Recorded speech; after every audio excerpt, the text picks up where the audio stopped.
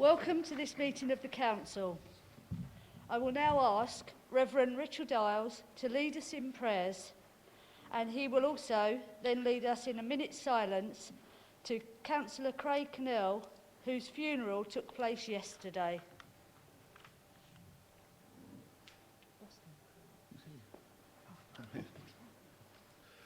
Thank you. Perhaps the words from the Old Testament book of Ecclesiastes are worthy of being read this evening. They speak of things that happen in life. And as this council meets to discuss the issues for the local residents and the local community, these words may be worth listening to once more. Teacher, for everything that happens in life, there is a season, a right season for everything under heaven. A time to be born and a time to die, a time to plant and a time to collect the harvest, a time to kill and a time to heal, a time to tear down and a time to build up, a time to cry and a time to laugh, a time to mourn and a time to dance, a time to scatter stones, a time to pile them up, a time for a warm embrace, a time for keeping your distance, a time to search and a time to give up as lost, a time to keep and a time to throw out, a time to tear apart and a time to bind together, a time to be quiet and a time to speak up, a time to love and a time to hate, a time to go to war and a time to make peace. Solomon then said, I turned my attention to the ways of wisdom, folly, and madness. I asked, what is left for those who come after the king to do? They can only repeat what he has already done. I realized that wisdom is better than folly, just as light is better than darkness. As the old saying goes, the wise have eyes in their heads, but the fools stumble in the darkness. Let us pray. Jesus, you were born in a little town, and in this season we will shortly celebrate your birth. Yet you grew up under the authority of local leaders and officials who managed the majority of your daily life. We remember and mourn those who are no longer with us, and yet we lift up our leaders today. We pray for our local councillors gathered here this evening and all who serve our local communities. Strengthen them with wisdom and grace for the heavy burdens they carry. May they manage their teams and projects with greatness and love, and keep their hearts pure and eyes turned towards your face, we pray, as they work in the interests of the people they are called to serve. In Jesus' name we ask these things. Amen. Amen.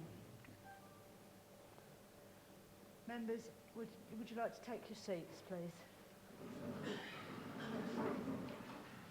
Thank you. Minute silence. Sorry, my apologies. But we'll now do the minute silence. Will you please stand?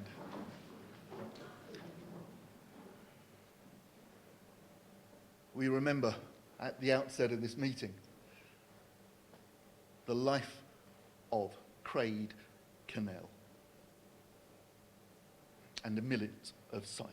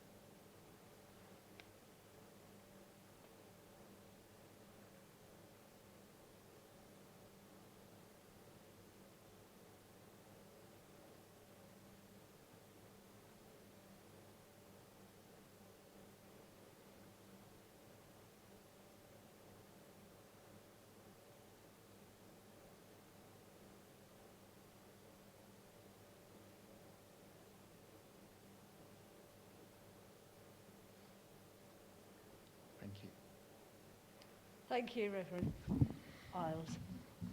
Please take your seats.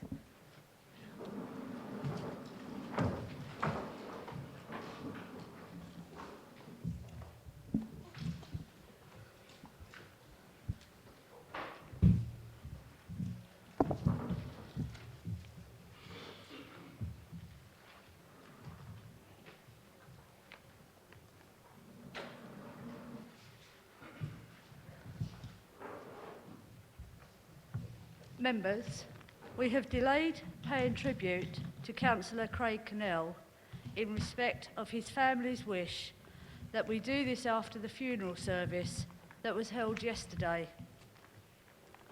I was very honoured to attend yesterday's service in memory of Craig in Boston, Lincolnshire, where Craig grew up and found the service very moving.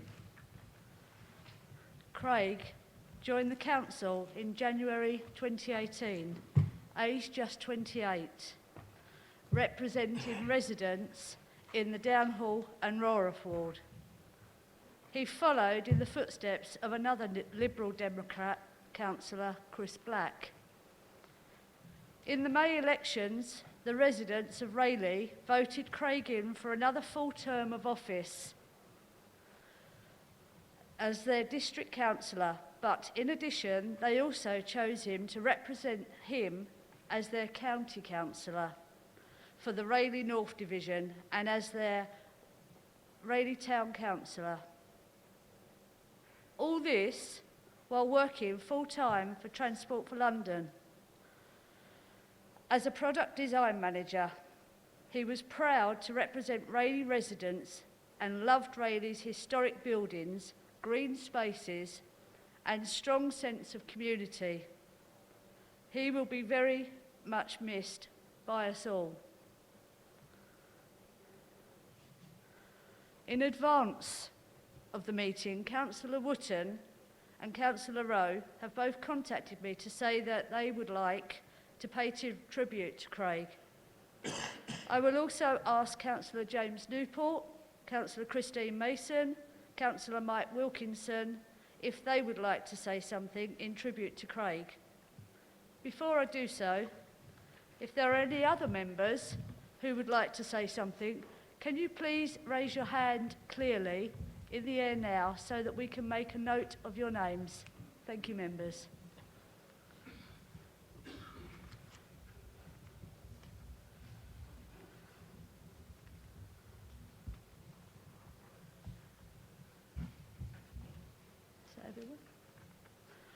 Councillor Wotton, can I invite you to speak?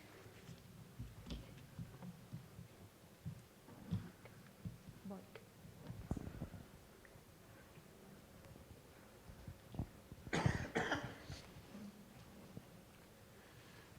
Madam Chairman, yesterday it was my privilege and honour to be able to attend the funeral service of Councillor Craig Cannell, both in my capacity as leader of Rochford District Council and also to personally pay my respects to a man I really liked. No one could fail to be emotionally moved by the wonderful and brave tributes to Craig, superbly well delivered, made by his fiancée Charlotte, as well as Craig's mother Trish, father Alan, and his three sisters, Christina, Gemma, and Lucy. As tends to be the case at funerals, we learnt much more about Craig, the man, than we knew beforehand.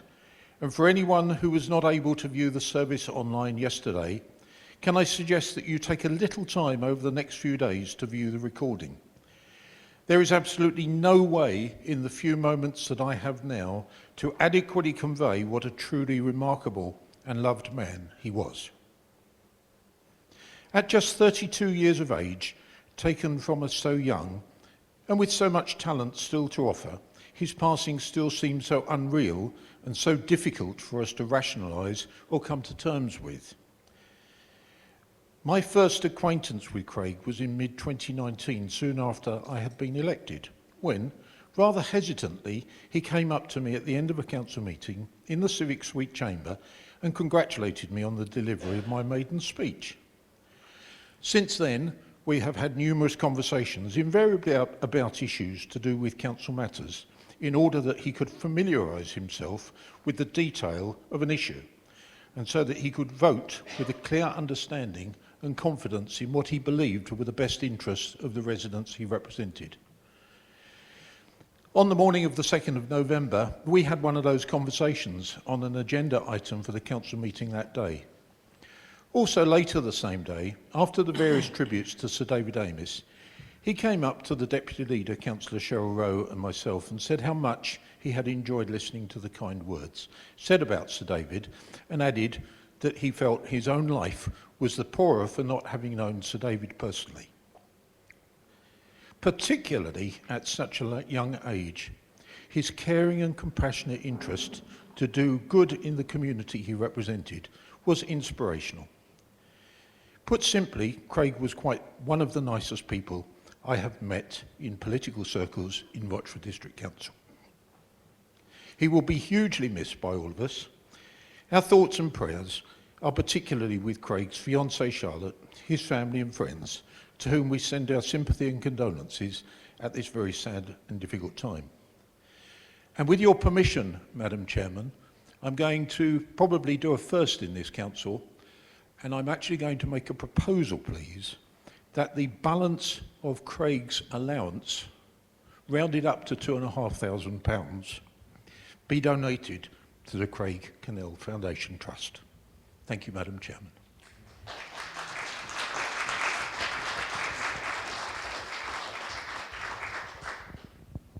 Do I have a seconder for that? Thank you, Chairman. I'll second that. Thank you. Members, we will need to take this to the vote. Those in favour of what Councillor Wootton has just proposed, to put the finances towards Craig's charity, please raise your hand.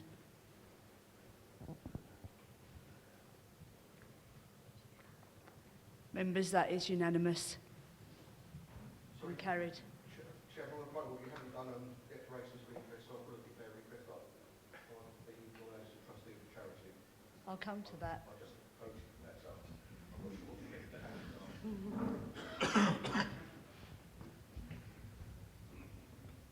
Okay, so can I now invite Councillor Rowe to speak? Thank you, Chairman. I think the leader has said it all, members and guests. But for me, personally, Craig was a gentleman with never a bad word to say about anybody. Watching the funeral yesterday, I think Charlotte and the rest of the family summed up Craig. A lovely service for a lovely man. Taken from us far too young, Craig, rest in peace, you will be truly missed. Thank you, Councillor Rowe. Can I now invite Councillor James Newport to speak?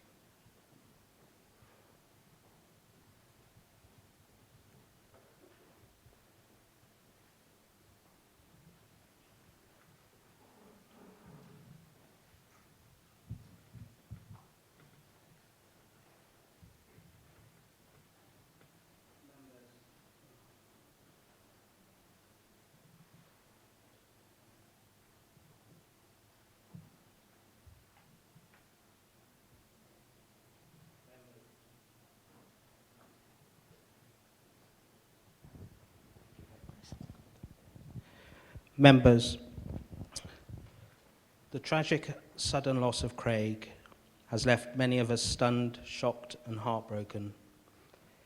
He was a shining star within our local party and indeed within the council. He was a worthy councillor who followed in the giant footsteps of Chris Black, sharing many of Chris's attributes with his warmth, kindness and generosity. Looking back through my WhatsApp messages from Craig, I realised just how generous he was when he told me I was diplomatic. He certainly knew how to keep on people's good side. Craig was especially generous with his time, giving endless hours to the local community, which he had adopted as his own, after only living in the district for a relatively short time. Craig would work tirelessly to try and find solutions to local issues, and I remember him calling me one day to ask me what I thought about a project he was looking to get involved in.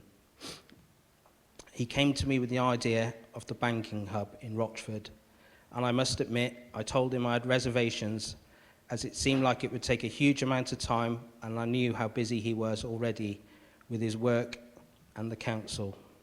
However, undeterred, Craig set about working away in the background with others to bring the project to fruition and to a great reception by the community of Rochford.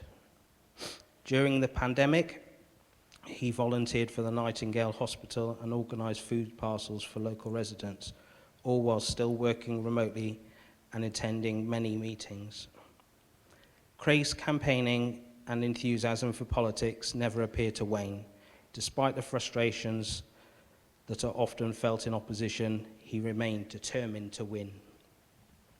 His determination certainly paid off when in May 2021, after masterminding a campaign, he scored the hat-trick and was simultaneously elected to county, district and town council. Craig was modest, to say the least, and I remember telling him that he should be proud of what he had achieved. After all, he had made me walk 12 miles in one day delivering his leaflets. What else can I say, apart from we will miss Craig dearly, with all his kind, caring, warmth and generosity, and it was a privilege for Chris and I to have stood alongside Craig as part of the Lib Dem team. We can now only imagine what he would have achieved in the future. Thank you, Chairman. Thank you, Councillor Newport. Councillor Christine Mason, can I invite you to speak, please?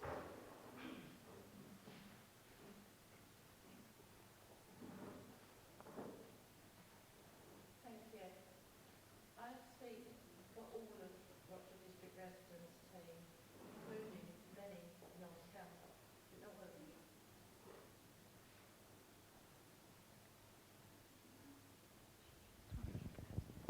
Shall I start again?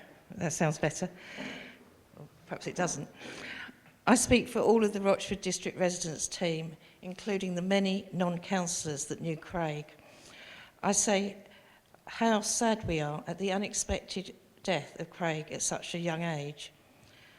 Although Craig had been on the council for a relatively short time, in that period he had demonstrated his willingness and ability to deal with many different and often difficult issues, and earned the respect of those that, like myself, had the privilege of working with him. His enthusiasm, energy and abilities will be greatly missed. I would like to extend our sympathies to his fiancée, family and friends who have a difficult path ahead of them, and reassure them that Craig's contribution to the local community will not be forgotten. Thank you, Councillor Mason. Mrs. Councillor Wilkinson.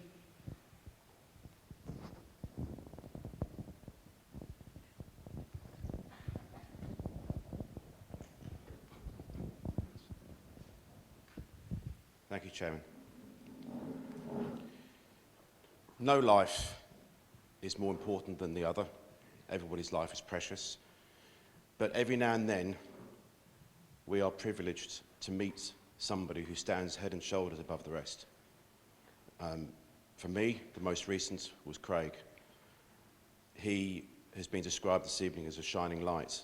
I think, whilst I understand the words, that doesn't do him justice, in fairness, because he was the most diplomatic, passionate, enthusiastic, motivated, hard-working member of this council that I've spoken to.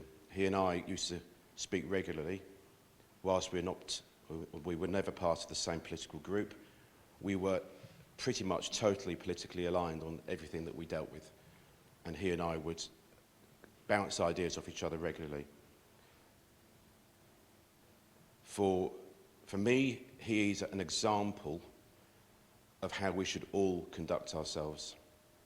I think the fact, listening to the people who have spoken this evening, listening to the tributes from yourself, Chairman, and I'm sure that the thoughts are shared by us all.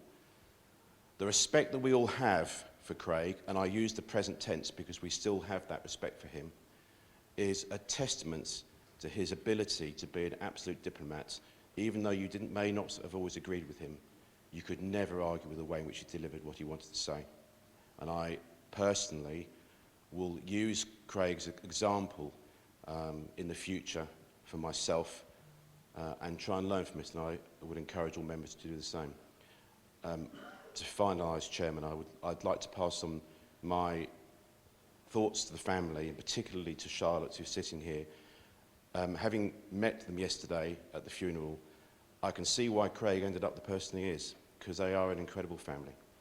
He has wonderful sisters, he has a wonderful fiancée, albeit she drinks too much, as she did last night. And I would just like to say that, you know, ever so sorry for your loss, and Craig is a wonderful person who will live in our hearts forever. Thank you, Chairman.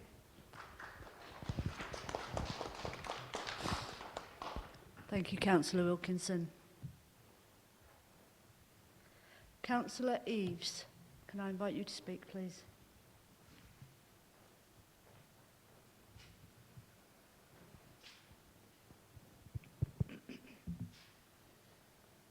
Like many of us here, I think we probably only knew one facet of Craig. But the one thing that we all realised is that he was a man of class. He was always very passionate about what he was involved in and the relationships that he had. As I wasn't here at the meeting where he sadly collapsed, I listened back to the recording and I was moved to hear that one of the last things that Craig said was in defence of me over some things that were said in that meeting.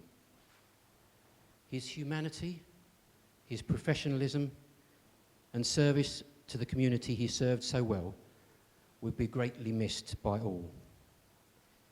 My thoughts and my prayers are very much with his fiancée Charlotte and his family and friends at this very difficult time.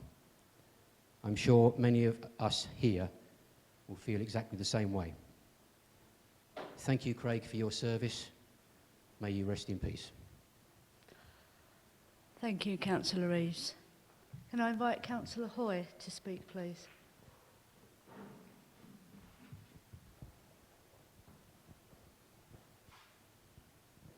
Thank you, Chairman. I think for all of us who went to the funeral yesterday, we know Craig a lot better than we did before.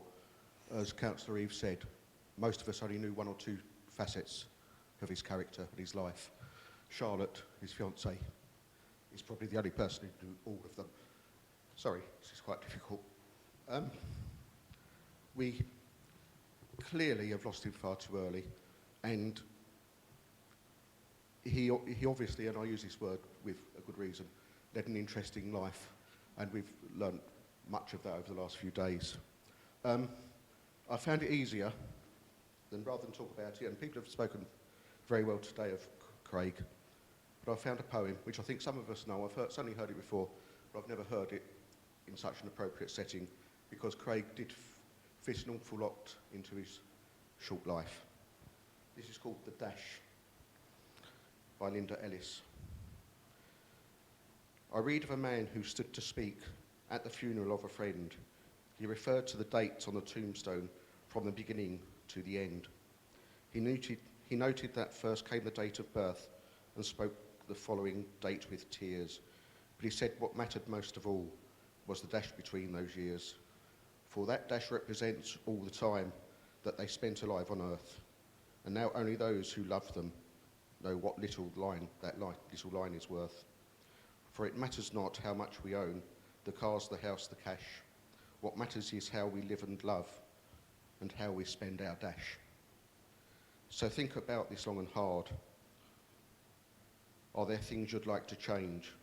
For you never know how much time is left that can still be rearranged.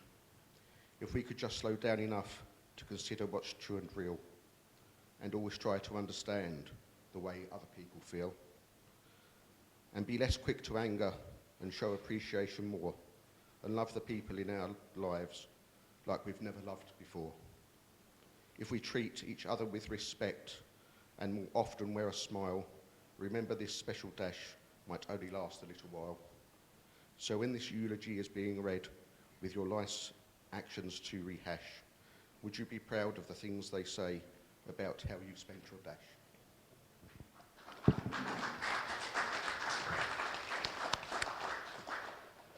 Thank you, Councillor Hoy. Can I invite Councillor McPherson?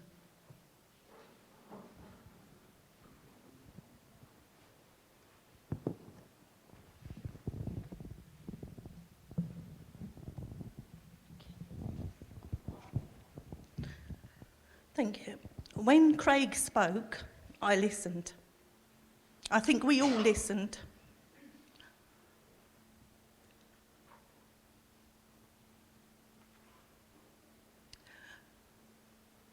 Craig's knowledge was way beyond his years, and he contributed so much, from my own experience, especially to the carbon neutral project. But it wasn't just what Craig said, but how he said it. Craig brought integrity, politeness, kindness and civility to this council. Something Craig and I chatted about was the absence of civility at times. Perhaps this is Craig's legacy for us, to make our environment more civil, kinder, politer. To fellow animal lover Craig, our council is a far poorer place without you. My deepest sympathy to Charlotte and her family. Rest in peace, Craig.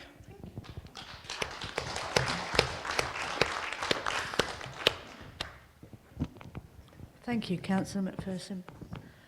And finally, Councillor Steptoe. Yes.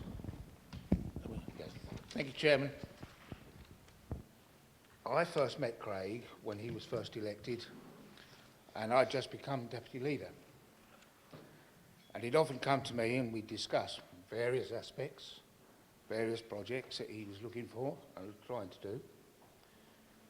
He was always very quiet in the way he spoke, always very true to the point. And we had many discussions, and he'd always come back to me later and say, thank you very much. He came, as Councillor Newport has mentioned, he came to me with, at the time, I thought was a crazy project in my ward in Rochford to create a banking hub for all the banks to use. It sounded crazy at the time, but it's now there and it's working, and extremely well. If nothing else, that is a memorial to him. I also know that at County Council today, some very kind words were said about Craig, and I know he will be missed both here at the Town Council and also at County. Thank you very much.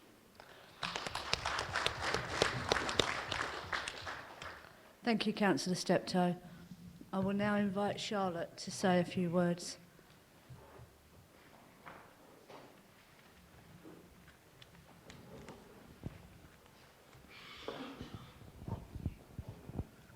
Hello. I'm usually behind the scenes, never put myself in this position. Craig's probably laughing right now at the fact that I'm here at a council meeting. He's always invited me and I'm like, no, I'm not going to that, not me. But I just want to say thank you everyone for your really, really kind words about Craig. It's hard to be sad when I'm so proud, you know, the fact that he is this brilliant man and his legacy will continue to go on. Thank you, Councillor Wootton, for your kind, whatever you call it, thing. But yeah, I just want to say thank you everyone. You know, the council work for Craig was what he did. You know, TFL was, you know, what he got paid to do, but this was where his heart was, and he always wanted to make an impact, and to hear the impact he's had in such a short time is phenomenal. And I just want to say thank you to everyone for their kind wishes. And like we say, he'll never be forgotten in anything that he does. He's always here with all of us, so thank you very much.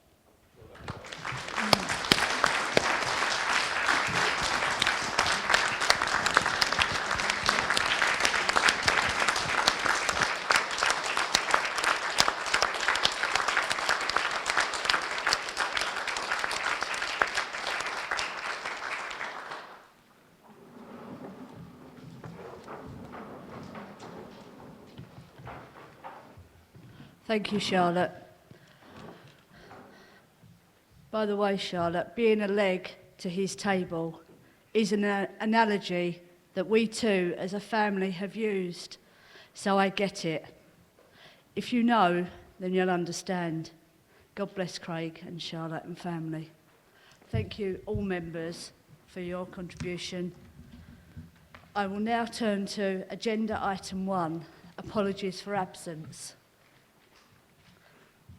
Apologies have been received from Councillor Mike Carter, Councillor Dray, Councillor Lumley, Councillor Merrick, Councillor Milne, Councillor Pavlin and Councillor Weston. And oh, hold on a moment.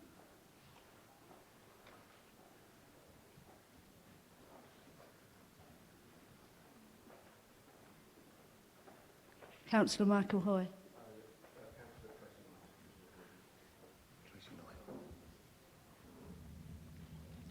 Thank you. Agenda item 2, declarations of interest. Councillor Hoy.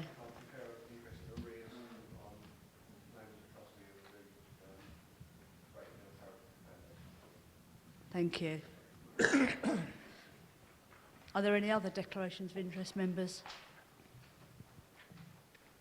Before we continue with the main business of the meeting, I would like to move a motion without notice in line with Council Procedure Rule 14C to take items 15, 7, 11, 12 and 13 next and then return to the remaining items on the agenda in order. Do I have a seconder, please? I'm happy to second that, Chair. Thank you, Councillor Steptoe. Can those in favour please raise their hands right up and keep them up while officers count them?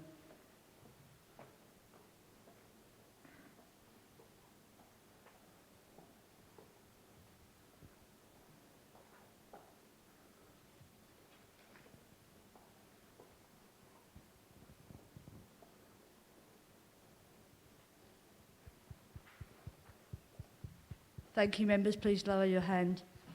Those against, please raise your hands. Those abstaining.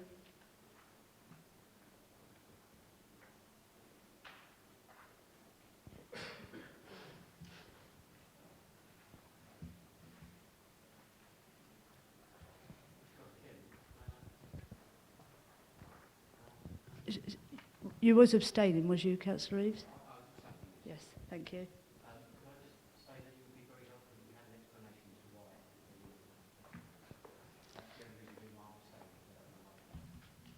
Thank you.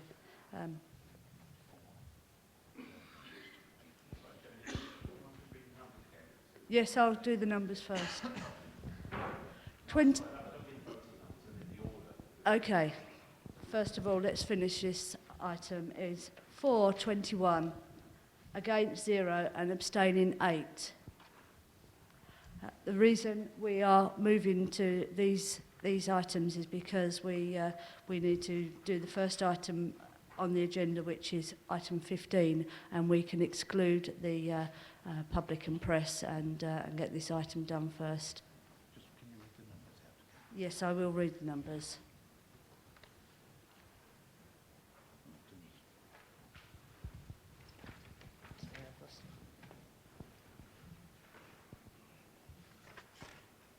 Yep, sorry. Okay, the items were 15, 7, 11, 12 and 13.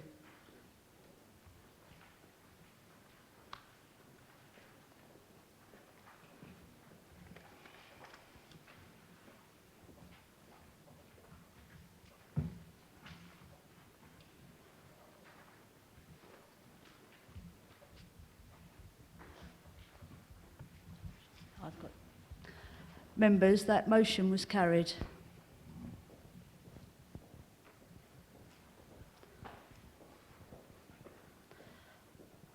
I will now move a recommendation that under Section 100A(4) of the Local Government Act 1972, the public be excluded from the meeting for the following items of business on the grounds that it involves the likely disclosure of exempt information as defined in paragraph 3 of Part 1 of Schedule 12A of the Act. Do I have a seconder? I'm happy to second that, Chairman. Thank you, Councillor Steptoe. Can those in favour please raise your hands and do not lower them until I ask you to do so.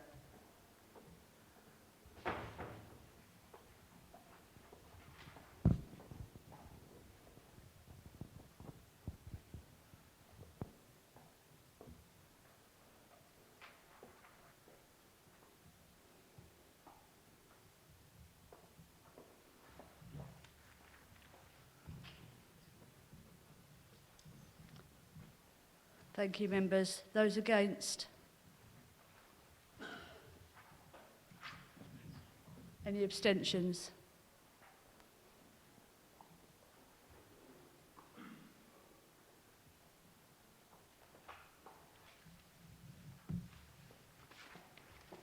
Thank you, members. We have 23 for, none against, and 3 abstentions.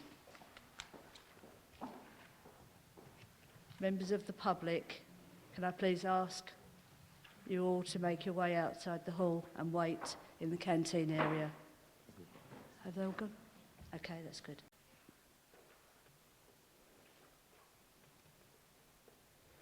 Agenda item 7, to consider any reports from the Executive and committees to Council. 7.1, report of the Executive Advice Services contract for 2022 to 2024. Councillor Williams, would you introduce the report, please?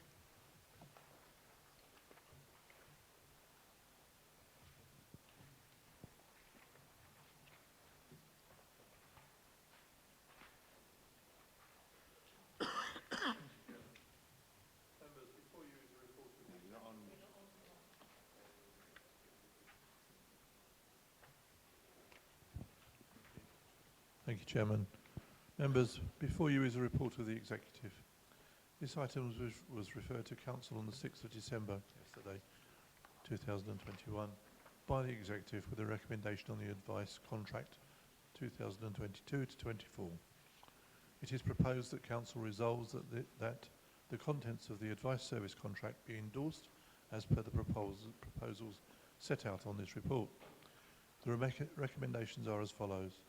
To agree that the advice service contract should be re-tendered for a further 2 years period, with the option for the Council to extend the contract for a further 1 year. It is also proposed that the value of the contract would continue to be £70,000 per year.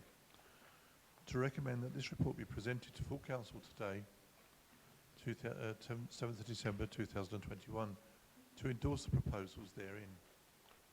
Should members have any relevant questions, either myself or Assistant Director Louise Boss, I'm sure would be happy to answer these. Thank you. Thank you, Councillor Williams. Do we have a seconder for that, please? Councillor FD. Thank you. Would anyone like to speak on this? No? Okay, we'll go to the vote then. Those in favour?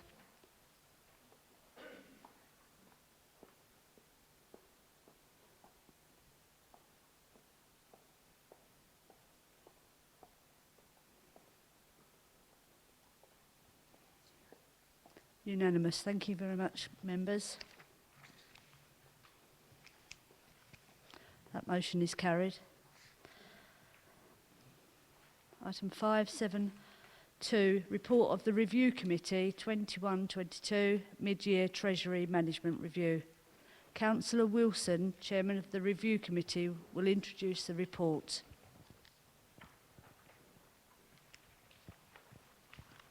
Thank you, Madam Chairman. The report is an item of business that was referred by the Review Committee on the 30th of November 2021 to full council with a recommendation on the 2021-22 mid-year Treasury Management Review report. At paragraph 1.2, the various bullet points relate to questions and observations that were made by members of the committee. But the one bullet point that I would like to draw to attention of members is the final one, which is about the training that is offered annually by the council, and I would encourage members, if they can, to attend that training. Thank you, Councillor Wilson. Members, the recommendation is to note the contents of the report. Is that noted, members? Noted. Thank you. Agenda item 11, allocation of seats on committees. Members, Angela Law, Assistant Director, Legal and Democratic, will introduce the report.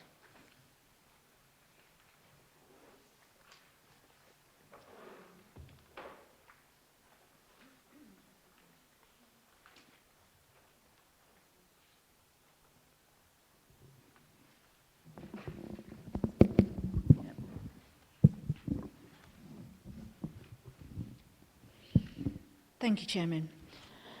Members, the purpose of this report is to agree the allocations of seats to committees following change in the political composition. The Council has a statutory duty by virtue of the Local Government and Housing Act 1989 to ensure that appointments to committees reflect the proportion of the total number of seats on the Council held by each political group, unless otherwise agreed.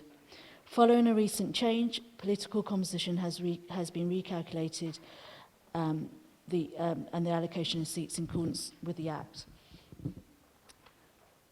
The new committee composition is set out in Appendix 1, and the nominations to the new is set out in the addendum in your papers, members. Chairman, the recommendations are set out under paragraph 6 on page 11.2. Taking recommendation 1 first, Chairman, the Council resolves that the Council's committee be constituted as set out in Appendix 1 to this report. If you could please take this to a vote. Thank you. Members, those that are for this recommendation, please vote. What are we voting on? To constitute this one. The Council's committees be constituted as set out in Appendix 1. Okay. That the Council Committee be constituted as set out in Appendix 1 to this report.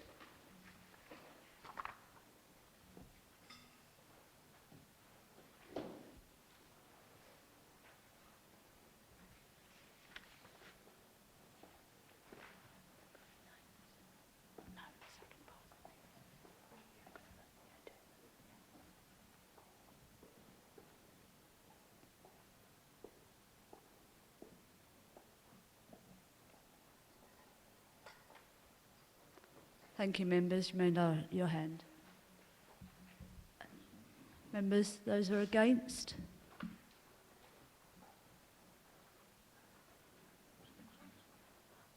And any abstentions?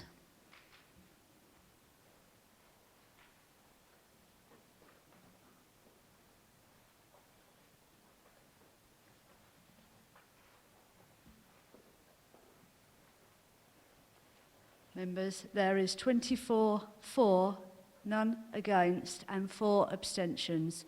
That is carried. Thank you, Chairman. In relation to recommendation number 2, that members be appointed to serve on committees for the remainder of the 2021-22 municipal year.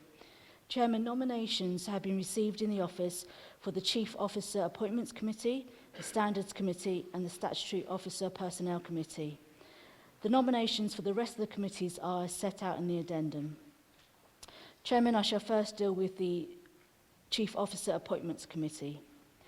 The Conservatives can nominate can nominate 6 seats, and the Rochford District residents can nominate to 1 seat. In addition, between them, they can each nominate to the 1 remaining seat. We have received 7 nominations from the Conservatives and 2 from the Rochford District residents.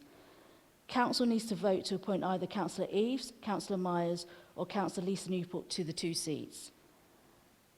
Chairman, I shall take each of the votes in turn. Please, can I take the votes for Councillor Eaves? So, Chairman, on a look for clarity, given the misunderstanding that occurred last time in this vote, can you please clearly state how many votes each councillor has? Thank you, Councillor Hoy. Chairman, there are two seats. It's taken as separate votes, so we will be taking separate votes for each seat. Chairman, clarity, does that mean for each seat we each have a vote? Yes. So we have 3 votes? Yes. Voting for Councillor Eaves, please.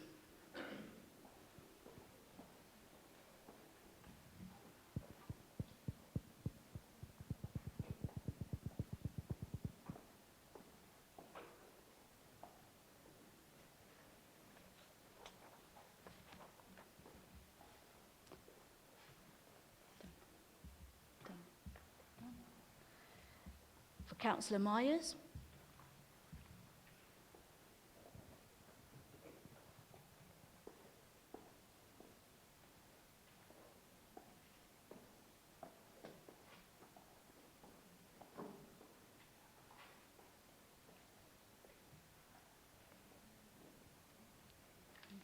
For Councillor Lisa Newport.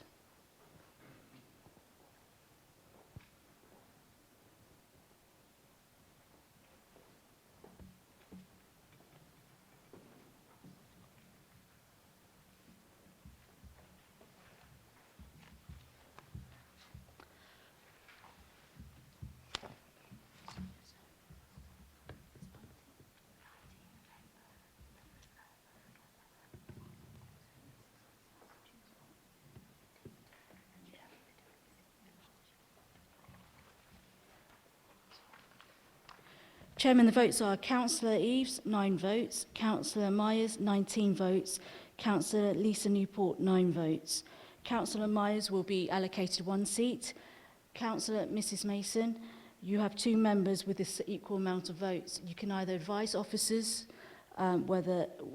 which of your group members you wish to allocate a seat, or you may wish to nominate now.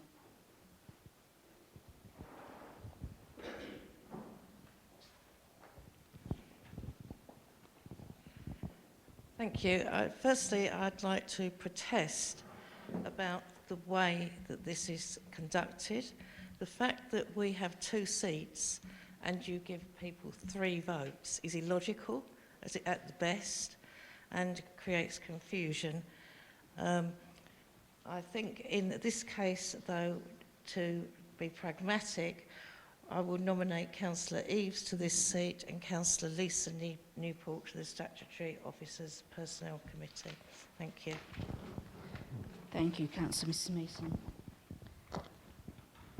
Chairman, for purposes of clarity, the Chief Officer Appointments Committee will consist of Councillor Robin Dray, Councillor David Merrick, Councillor Gary Myers, Councillor Mrs Cheryl Rowe, Councillor Mrs Lauren Shaw, Councillor Ian Ward, Councillor Wotton, Councillor Eaves and Councillor Stanley.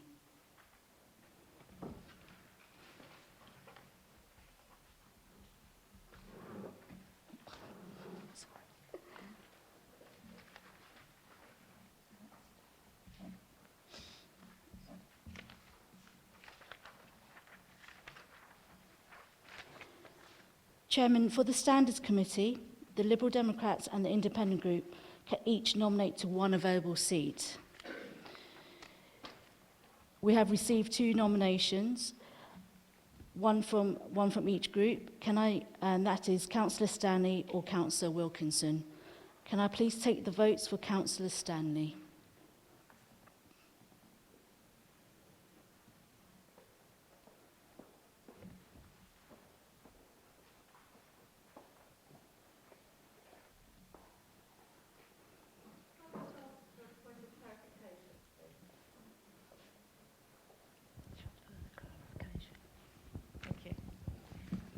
Can I ask for a point of clarification? Do we now have 2 votes because there's 2 seats? You can vote either for Councillor Stanley or Councillor Wilkinson. There's one seat. Okay, thank you.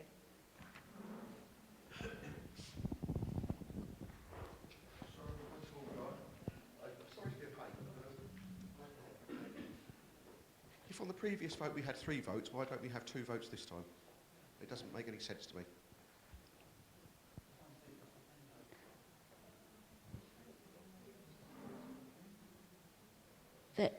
There is one seat for 2 candidates. So if I thought the last time there were 2 seats and 3 candidates, which would make sense to have 2 votes last time and 1 vote this time. Yes, I agree, but last time we had 3 votes, so then vote for each candidate. I understand that this is what you're saying, but I really think that perhaps this list is open to a working party to work out these votes.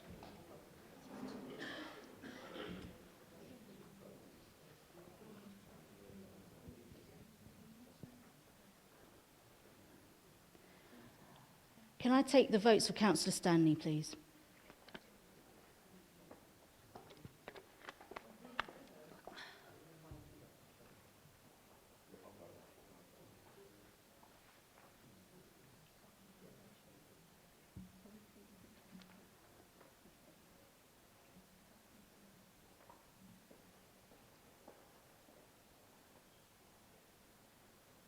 Councillor Wilkinson?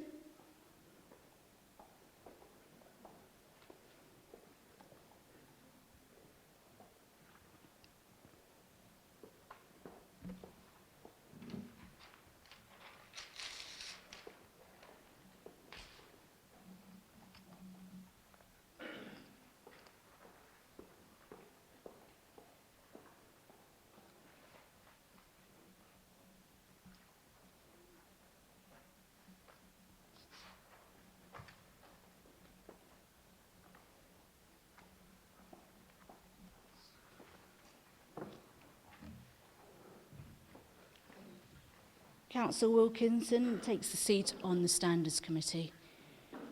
For clarity, the Standards Committee will consist of Councillor Dre, Councillor FD, Councillor James Gooding, Councillor Lumley, Councillor McPherson, Councillor Mrs Carter and Councillor Stanley. Councillor Mr Wilkinson.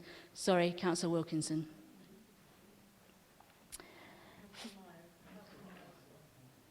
Oh, and Councillor Myers, apologies, I thought I had read him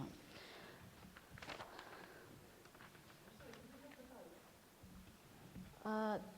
21 for Councillor Mr Wilkinson and 5 for Councillor Stanley. Chairman, for the Statutory Officer Personnel Committee, Councillor Mrs Mason has earlier on stated that she will nominate Councillor Lisa Newport to the seat. And there are no other nominations to that seat. Chairman, the Statutory Officer Personnel Committee will consist of Councillor Dre, Councillor Gadsden, Councillor Lumley, Councillor Merrick, Councillor Rowe, Councillor Wotton, Councillor Mrs Carter, Councillor Lawman and Councillor Lisa Newport. Thank you, Chairman. Thank you, members. We will now move on to item 7, agenda item 12, Councillor representation on the Asset Delivery Programme Partnership Panel. Members Angela Law, Assistant Director and Legal Democratic, will introduce the report.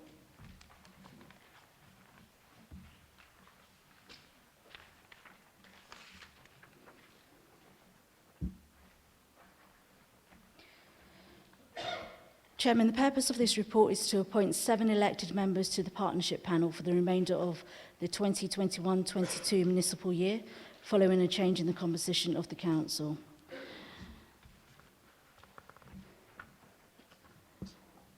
Chairman, it's proposed to appoint the 7 members to the Partnership Panel as per the addendum to item 12 on page 12.4.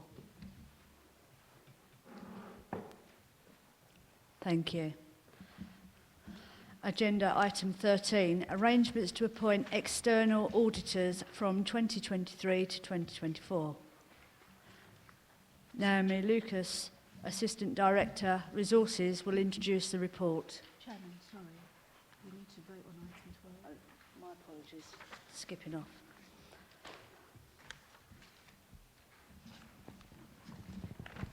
Sorry, it's as per this addendum, for against. Okay, the addendum that was just read out, so for Councillor Dray, FD, Lumley, Sperrin, Steptoe, Eves and Lawman, those four, please raise your hand.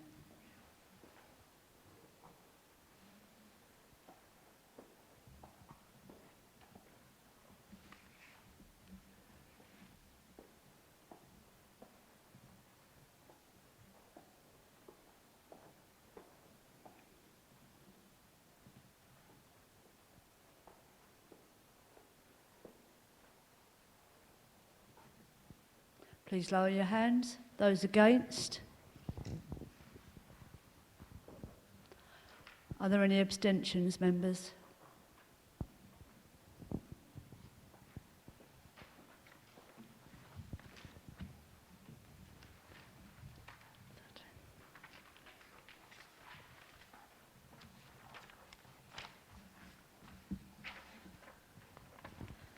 Thank you, members. 24 for. 0 against and 3 abstentions. That is agreed, members. Agenda item 13, arrangements to appointment for auditors for 2023 to 2024. Naomi Lucas, can I invite you to introduce the report, please? Thank you, Chair. As the report sets out, we're seeking tonight Council's agreement to opt in to the appointing persons arrangement made by the public sector audit appointments for the Council's external auditor appointment for the accounting periods 2023-24 to 2027-28, as recommended by Audit Committee on the 28th of September 2021. Just for members' information, the Council is currently opted into the PSAA arrangements for the current accounting periods up to the end of 2022-23. And under that arrangement, our external auditors that were allocated under that methodology were EY LLP, who are our current auditors. It's the Council's duty to formally respond to the opt-in invitation by the 11th of March in readiness for the 2023-24 financial year. If it chooses not to opt into this arrangement, it must appoint its own auditor by the end of next year, the 31st of December 2022. So as I mentioned, the decision must actually be taken by full council as set out in the Local Audit Accountability Act 2014.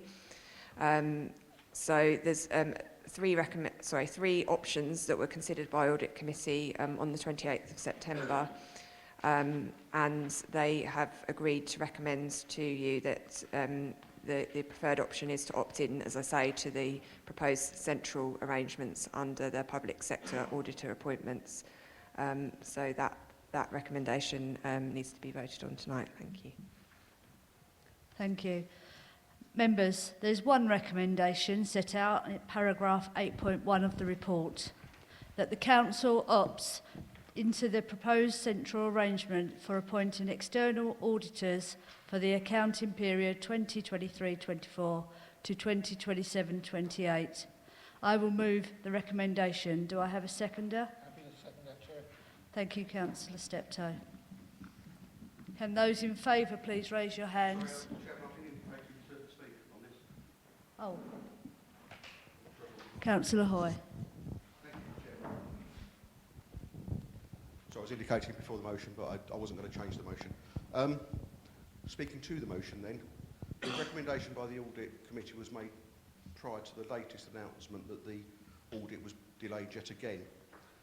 There's consistently a problem with late accounts using this method, or it might be other reasons.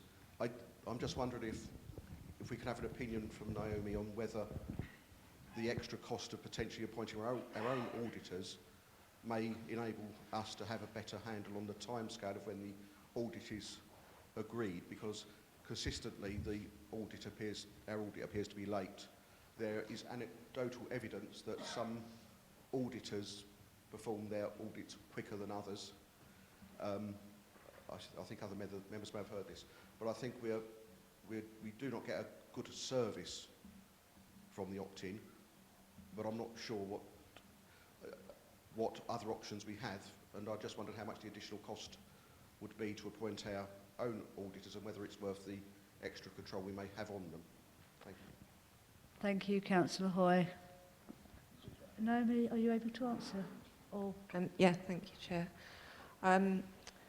So there's a limited kind of pool of available auditors in the market, and all of those audit firms are basically experiencing resourcing issues for a number of reasons. So this is a common issue across the board. I'm not sure the issue at stake here is necessarily whether PSAA are actually the sort of cause of these delays. In my opinion, that isn't the root cause of the delays experienced by audit firms. So I'm not sure that choosing to opt out would actually address that issue directly, because if the council was to appoint its own auditors, it would still be from that existing pool of available firms, and there's no guarantee that they would be able to deliver more quickly than is the case under the current arrangements. In terms of the price, we can't quantify what any additional cost pressure might be as a result of appointing ourselves. Or we can sort of say is that obviously through economies of scale, it's likely that we would achieve a better deal through appointing as part of a wider consortium than we would individually. And I don't think it is the case that across Essex, certainly, that there's only a couple of public sector organisations, the fire and the police, have appointed their own auditors, and I don't think those audits have been completed significantly more quickly than those who have had their auditors appointed through PSAA. I'd just like to, just for the record as well, say that the delays in the audit hasn't. The council has fulfilled its responsibilities to publish its accounts by the due date and to make the relevant notices on the website about the audit of the council. The council itself has met its statutory responsibilities, but as Councillor Hoy has indicated, obviously there has been some issues across the board in terms of the audit work being completed, but we are hopeful that the audit will be signed off before Christmas. thank you. Councillor Butcher, would you like to come in?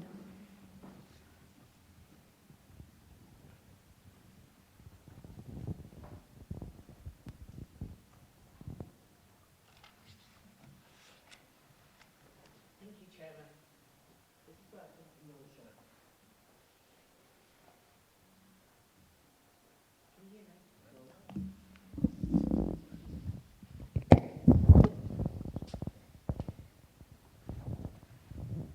me? Can you hear me now? Yes. Thank you, Chairman. Yes, forgot what I was going to say now. I agree mainly with what Naomi Lucas has said.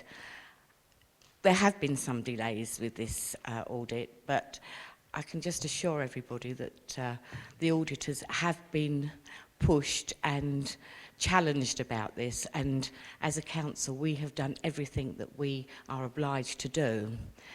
But my understanding is also that there is a lack of qualified auditors in the whole of the country. So to ask us to appoint auditors, I think would be a very challenging thing to do, and I think to stick with the PSAA is the right way to go. Thank you. Thank you, Councillor Butcher. Councillor Reeves.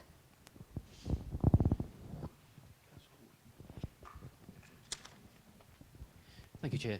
Just a point of clarification, really. In section 1.2, the second bullet point down, the new homes bonus, we're looking for an update in December 2021. As that could involve, with the amount of new homes that are being built in the area here, quite a significant sum, I wonder if you've got an update for us on where we are with that, please. Thank you. Lucas.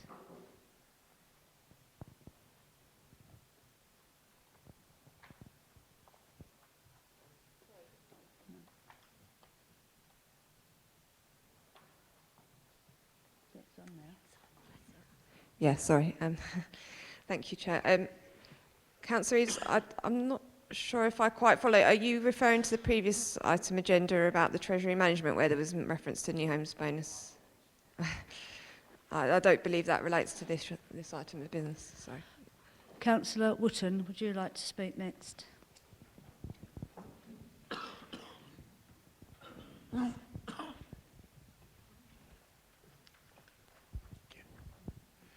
Madam Chairman, thank you very much indeed. Look, as a centrally procured service, the winners of the procurement process ought to be absolutely ideal, and it ought to be an absolute no-brainer that we take advantage of the organisation that is appointed. So the fact that we're needing to have this discussion, and I understand exactly where Councillor Hoy is coming from, I think we should be putting pressure on those that go through the procurement service to say that, frankly, it is falling short. We can make all sorts of excuses. We can talk about COVID. We can talk about shortage of accountants. We can talk about all sorts of things.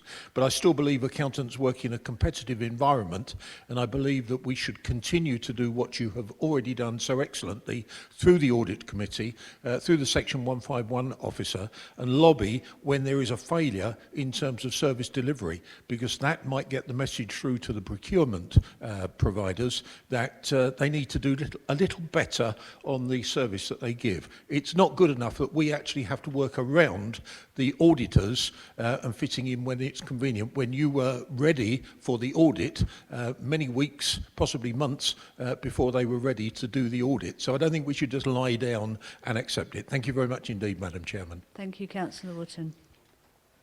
We will now take it to the vote. Those in favour, please raise your hands.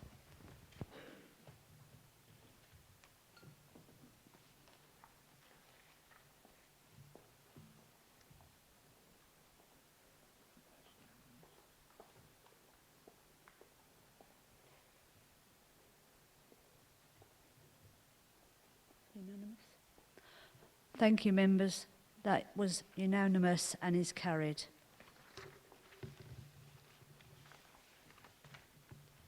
Agenda item 3, announcements from the Chairman, Leader and Head of Paid Services. I have a short announcement.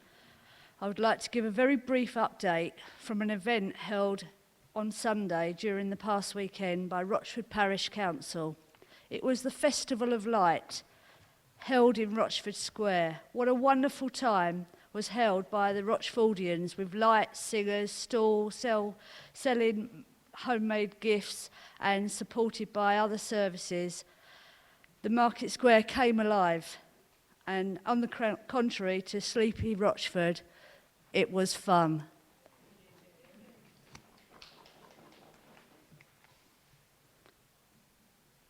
Councillor Wootton.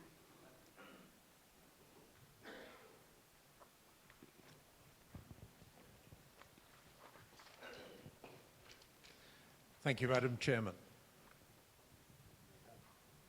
You're on. Oh, you're off now. You've turned it off. I don't think so. The light. There's an orange light.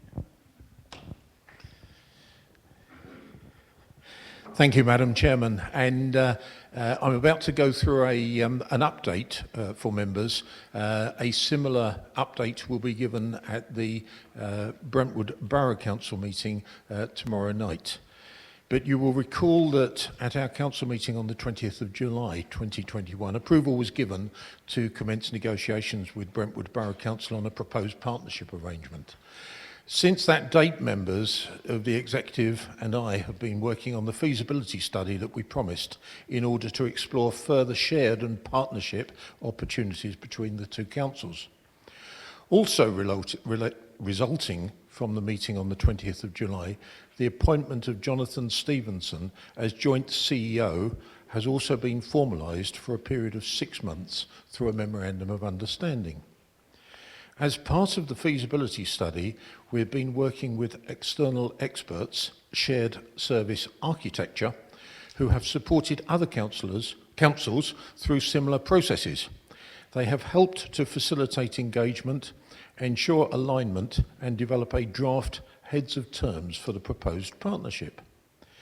We have had several member sessions with Shared Service Architecture to agree red lines, define desired outcomes for the partnership, and to build relationships with our peers from Brentwood Borough Council. Through these sessions, we have created a shared understanding of what we would like to achieve together and how this can be achieved. We have also engaged with senior leadership teams of both councils to ensure that they have been included in the discussions and have been informed of our thinking. I am pleased to confirm that we have reached an agreed draft heads of terms for a formal partnership arrangement, which we will be bringing to an extraordinary meeting of Council in late January 2022. We had committed to bring back a further report with proposals by the end of this year, but the timings of meetings and the considerable work we have been doing has unfortunately meant this will now slip to January.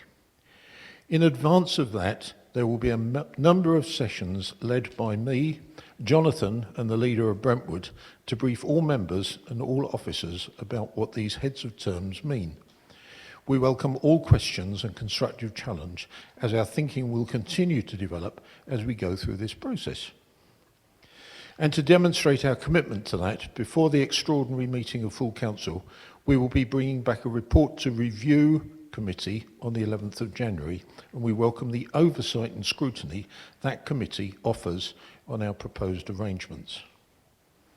I'm very pleased by the progress which has been made during this feasibility stage, and I would like to thank colleagues from both Brentwood and Rochford for their candour, openness and challenge which has been provided throughout provoking debate and giving true blue sky thinking about how we can transform our respective councils through innovation and creativity. I'm very excited by the potential of our proposed partnership and the opportunities that it will create. I look forward to speaking to members about that over the coming weeks. Thank you, Madam Chairman. Thank you, Councillor Wootton. Agenda item 4, public questions and members on notice. Members, we have no public questions. We do have 2 members' questions on notice, which are set out at item 4. Councillor Knight, can you please?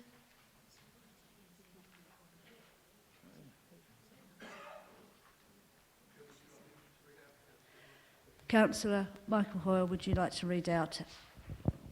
Thank you, Chairman.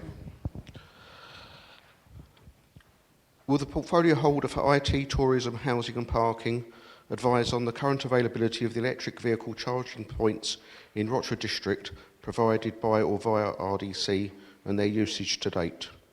Will the portfolio holder also advise on the costs RDC has incurred in providing these electrical vehicle charging points and the charges to users and revenue to date from this provision? Thank you, Councillor Hoy. Councillor FD. Thank you, Chairman. I'll take these in 3 parts because there's basically 3 questions there. So the first one is the availability of electric charging points in Rochford District provided by RDC. Right, we have, I'll take my glasses off, I can't see that. The approach, Webster's Way, and the Markets Car Park Bailey, we have 5 fast chargers in total. Back Lane, Freight House Car Parks, Rochford, we have 2 rapid chargers and 1 fast charger.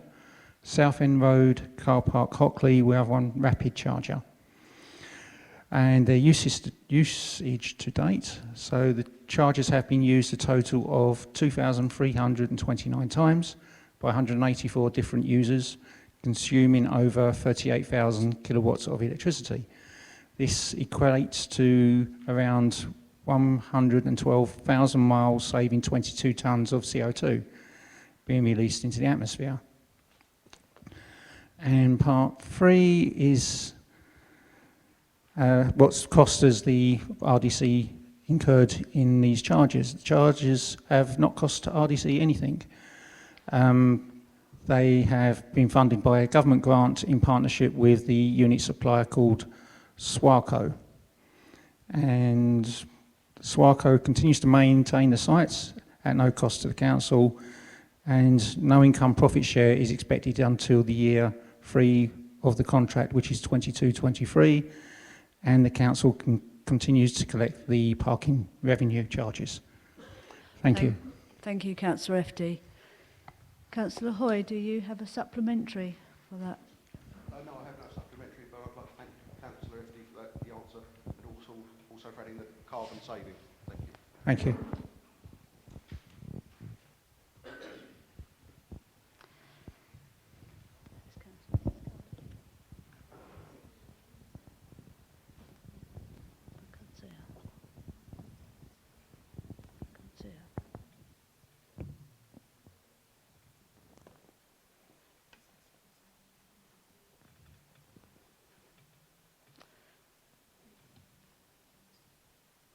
Do we have someone who would like to read out the question for Councillor Mrs. Carter? Councillor Mrs. Mason will.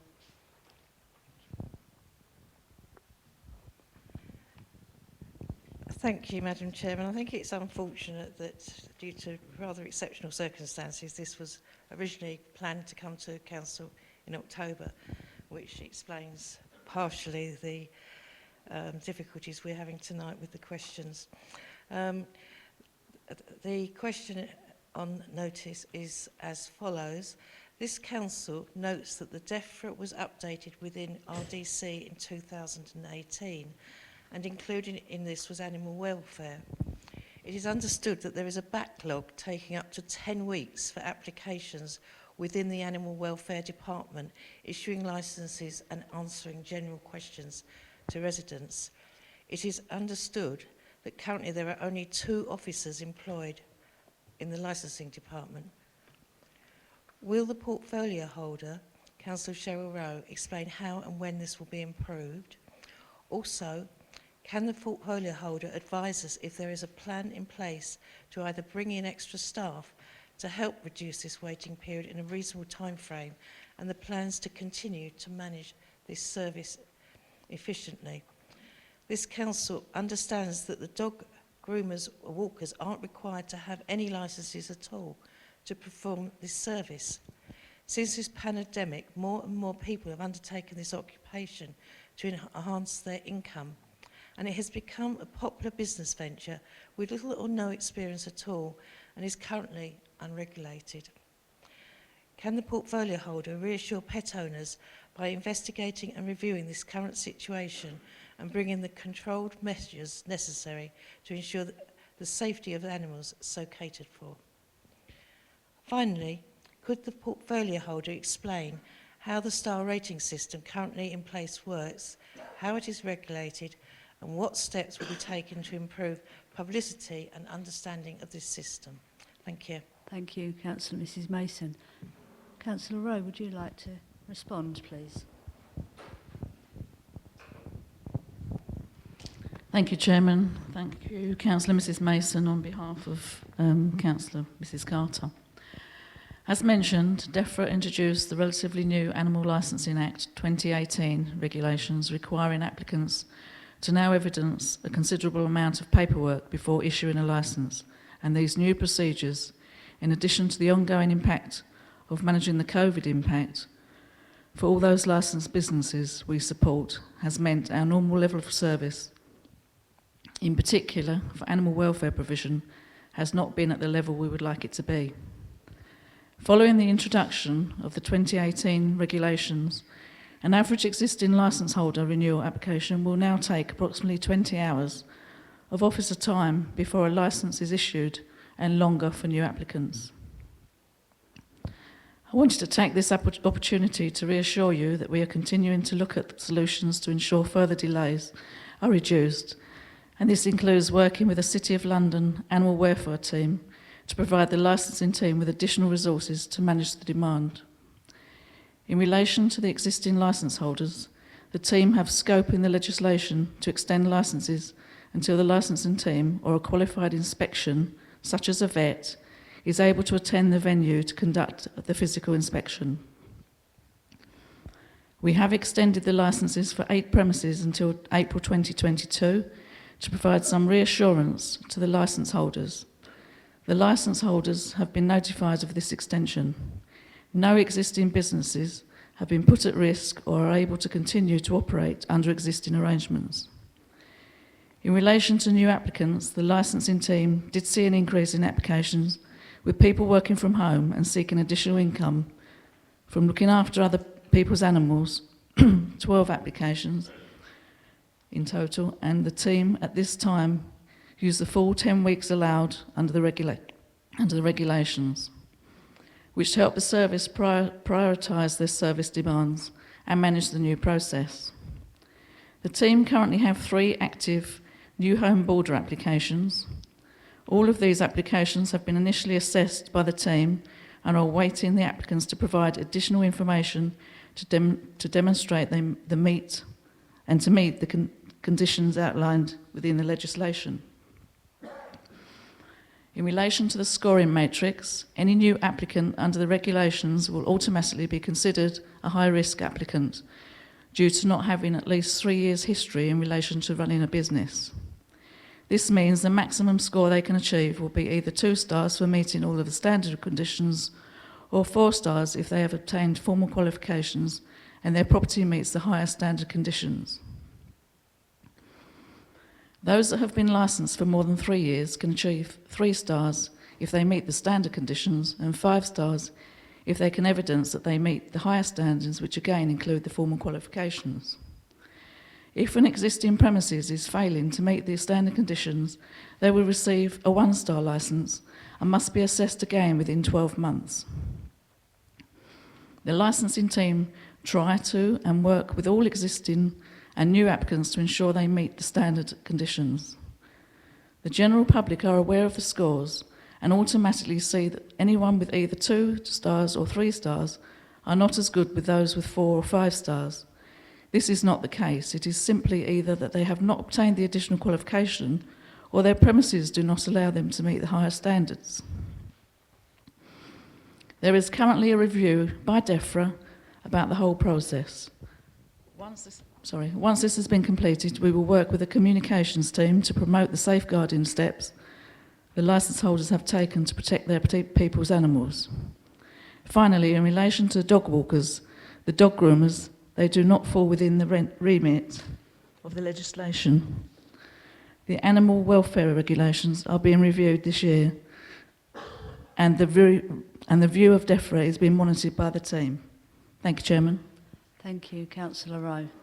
Councillor Mrs Mason, would you like to supplementary question?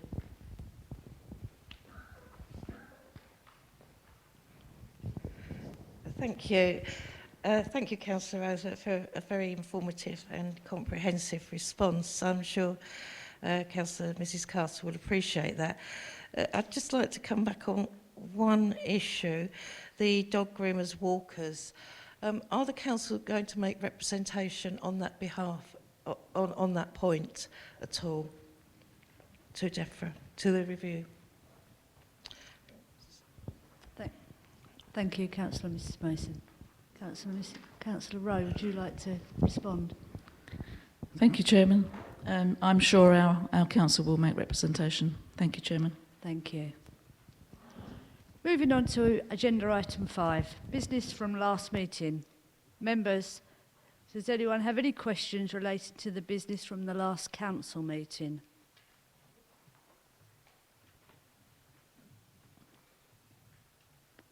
Okay, moving on to agenda item 6, to note the minutes of the executive and committee meetings held between the period 7th of October 2021 to the 23rd of November 2021. Are these noted, members? Thank you. Agenda item 8, report on urgent decisions. Members, there are none. Agenda item 9, report of the leader on the work of the executive. Is this noted, members? Thank you. Agenda item 10, motions on notice. Members, there are 3 motions on notice which will be taken in order. Councillor Mrs Mason, would you like to introduce your motion on notice?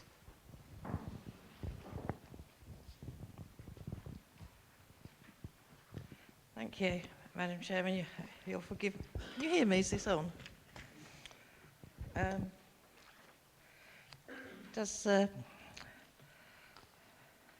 Right, motion on notice that this council complies and publishes a list and, if possible, an interactive map of all public defibrillators in the Rochford district, including those in non-council premises. That this council reviews and, where appropriate, increases the provision and accessibility of defibrillators across all council-owned spaces, including public parks, community centres, leisure facilities and areas of high public footfall. That this council engages with local organisations to promote the training of the use of AEDs and training in CPR. That this council promotes the provision of defibrillators in community buildings such as day centres across the district. Whilst there are some resource implications to this action, the council acknowledges that such actions will have the ability to save lives of our residents and therefore should become a priority. The signatures to the motion have provided the following supporting information. This council notes that on average 30,000 people each year in the UK suffer a sudden cardiac arrest outside of hospital, and 20% of those incidents occur in public spaces. This council further notes only 10% of victims of cardiac arrest survive when the incident occurs outside of hospital. Automatic external defibrillators can play a significant role in saving the lives of people who suffer heart attacks in public, and it is estimated that a shock from an AED alongside CPR treatment increases survival rates by 75 to 80%. Many of you will be aware of the role of first responders, NHS or ambulance-trained volunteers who assist the ambulance service in their local area. These responders, by dint of being local, often reach the patient before the ambulance service and provide essential life support using resuscitation techniques, including the use of defibrillators. Most of you would not be aware that when the Essex Ambulance Service initiated this scheme 20 years ago in the north of Essex, my husband John and I successfully Councillor campaigned... Mrs Mason, I think you've... No, I'm not. I'm speaking to the motion. Am I not allowed to do that? I did speak with the CEO and he advised me I could. Okay. Are you now saying I can't? No, please continue. Thank you.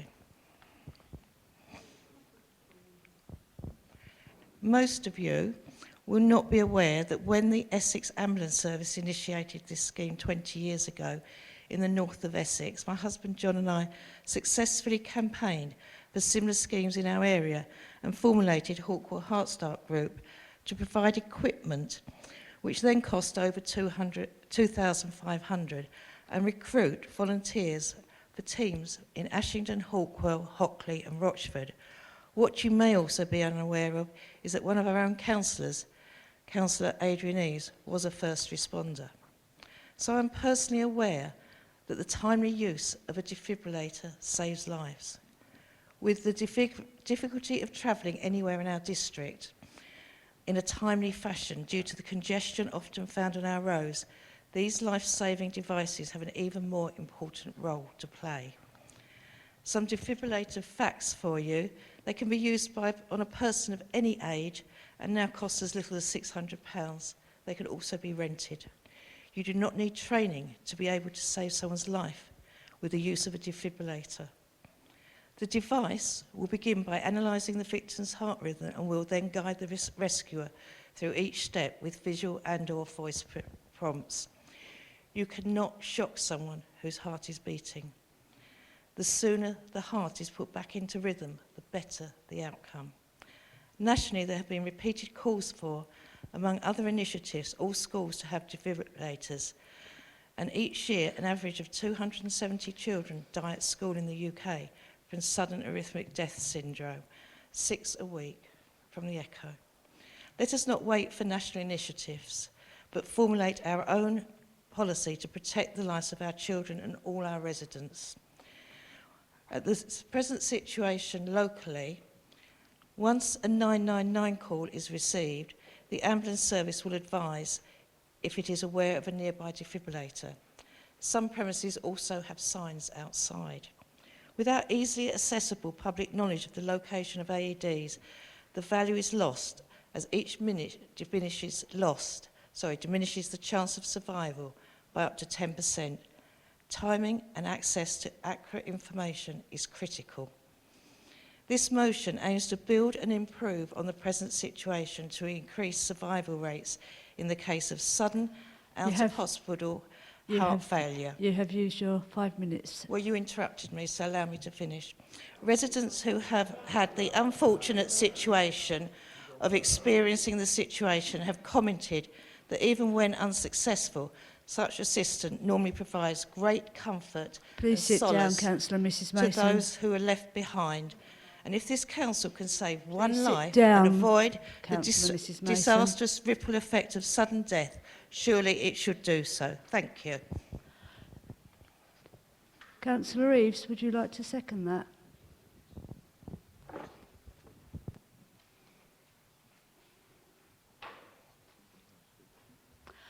Councillor Williams.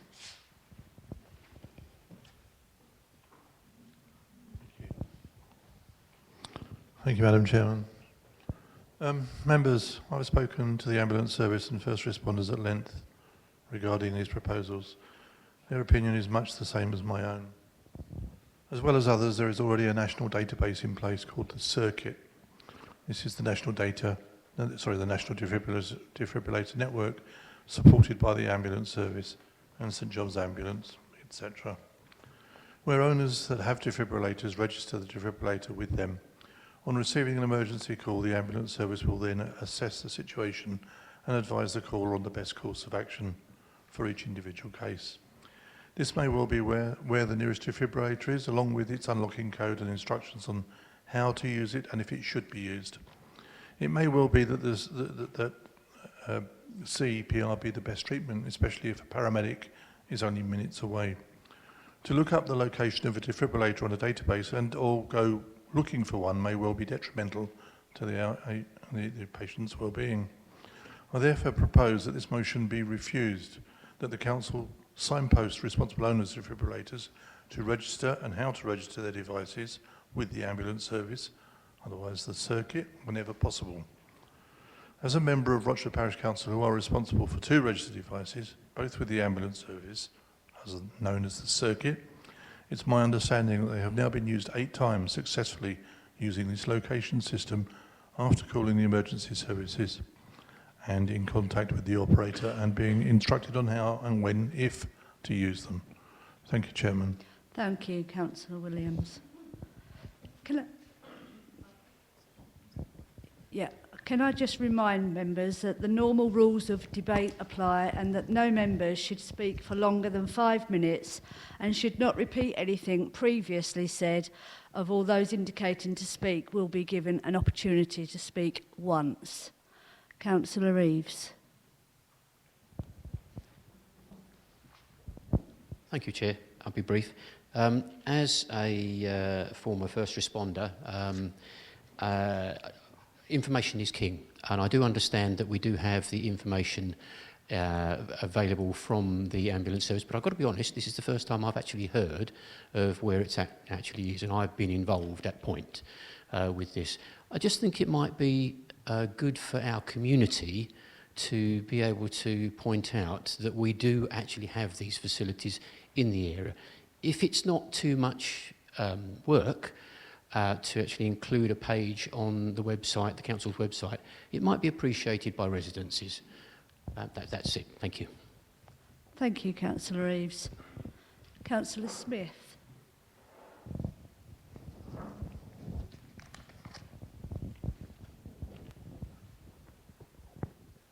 Thank you, Chairman.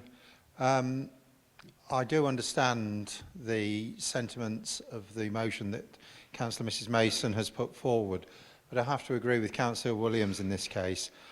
I think that if you have too many people, all with good intentions, trying to create databases, then you potentially risk the chance of information being diluted or not being readily available. I've researched one defibrillator database and it tells me of the 7 units in total in Rochford District, and 2 of those are in Foulness. That's just not good enough. We need to use the circuit, the database that has become the most prominent and most commonly used. Thank you. Thank you, Councillor Smith. Councillor Wilkinson. Thank you, Chairman. I agree in principle with the sentiments behind the motion, but I do have a question. I mean, because I'm trained in defibrillators, so I do understand the benefits of it. I'm interested actually where the gaps are. I don't know how many defibrillators we've got across the district, so where are the gaps that we would need to fill, and how much is that going to cost us? So I would need to know those sort of details if that's possible. Thank you, Councillor Wilkinson. Councillor McPherson.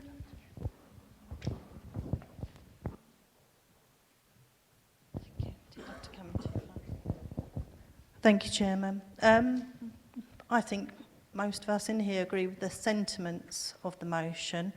I'm not quite sure what happened tonight, so I'm just going to speak on the motion that we had on notice that I read and researched on. I too am a volunteer. I think quite a few people in here are. And I'm a volunteer with the Wakering Defibrillator project. So I've got first-hand experience of fundraising, buying, installing, and the ongoing maintenance of defibrillators. We have installed 4, then worked with other partners to place more, and I also know another group are now placing them further afield in Southend.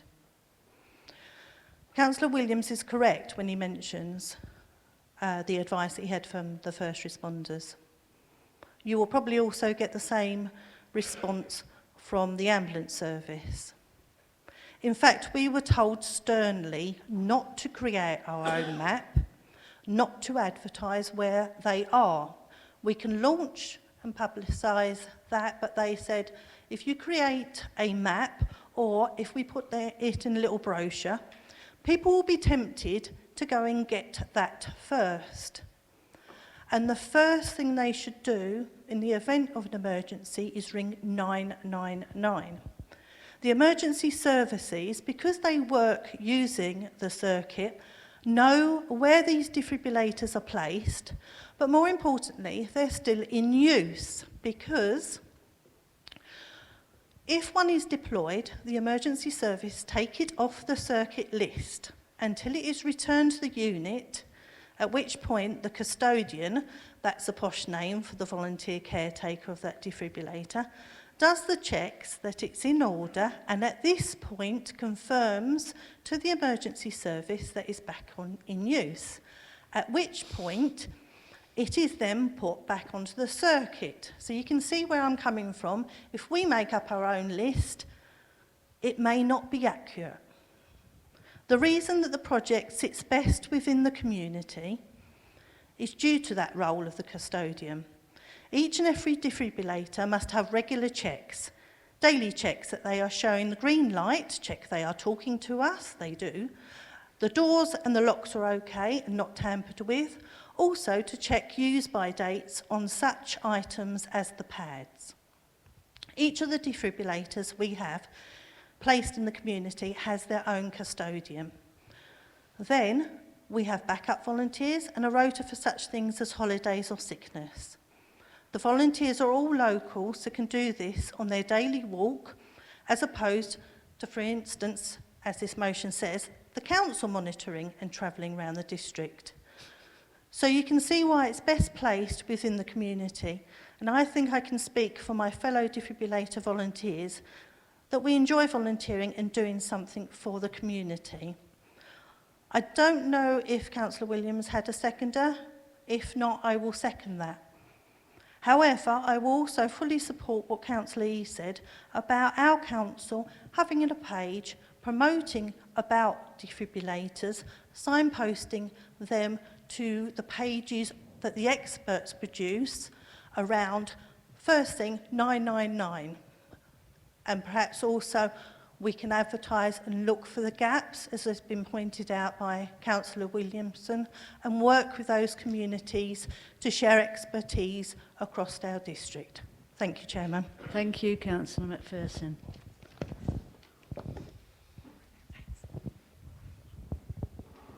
Councillor Wotton.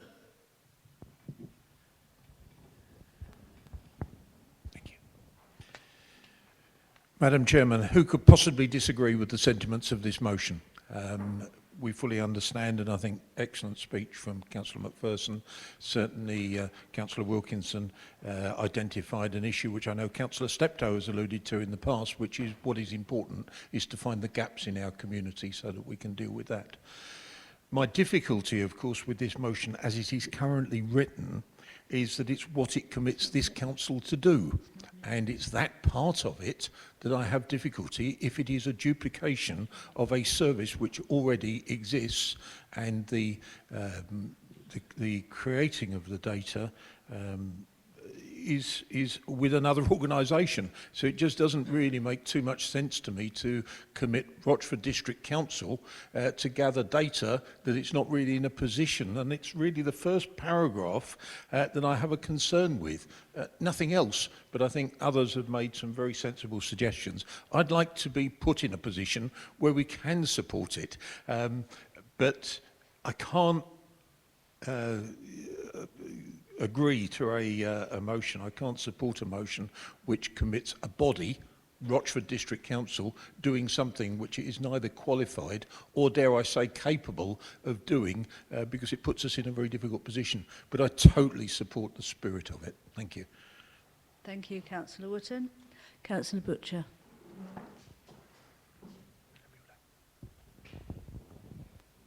Thank you.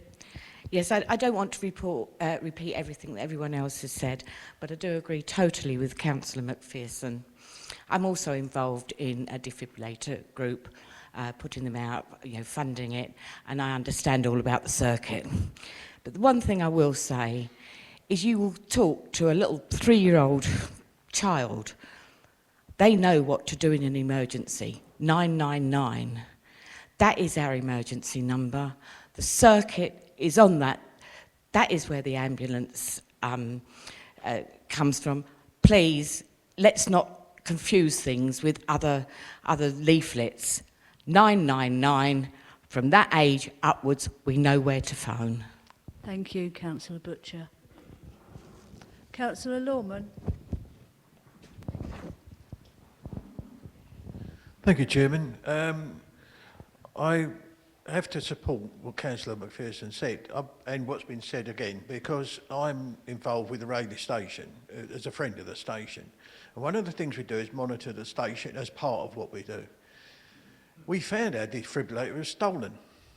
Greater Anglia never knew, and yet it was their machine.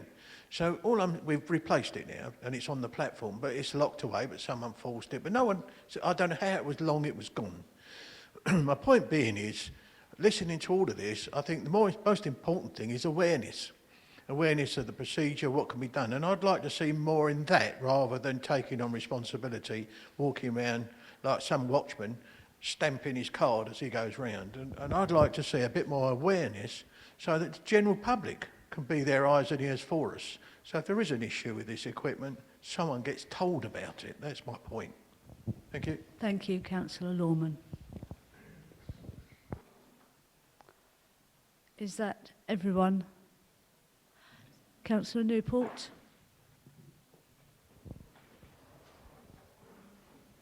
Thank you, Dawn. Thank you, Chairman. I've certainly learnt a lot tonight. I hadn't heard of the circuit, to be honest, so that's very informative. One thing I will mention is that there's been a lot of talk about duplicating, etc. And there are such things as APIs, which is a data feed from that potentially we could use from circuit, and I think it is raising awareness, but also one of the issues that I do have with DFIBs are the availability of them in our wards, because the one we have in Tesco's closes at 11 o'clock at night, so it's not an external DFIB, and so I do think that the gaps in availability do need to be looked at and filled where possible. Thank you, Councillor Newport. I think we've had a full debate on this. Councillor Mrs Mason, would you like to come back on this?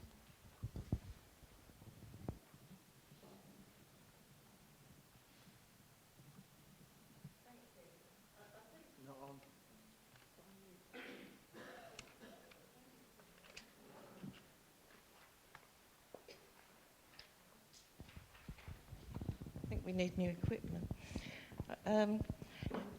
I think the issue with this, and listening to the concerns, is something that people aren't aware, that Circuit and both the ambulance service do not know where all the defibrillators in the area are. That I certainly know of somewhere that people have put them in and they've not registered them at all.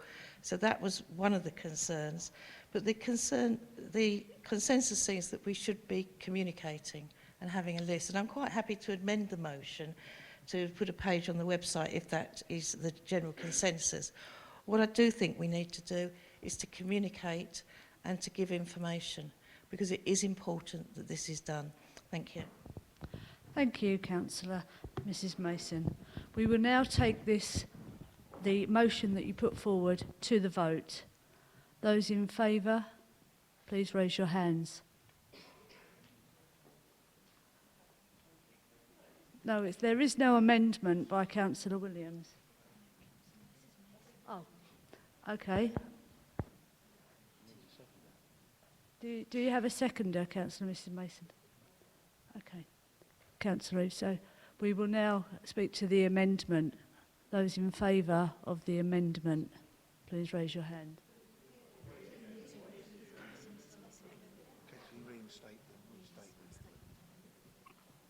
Councillor Mrs Mason, if you could state your amendment, please.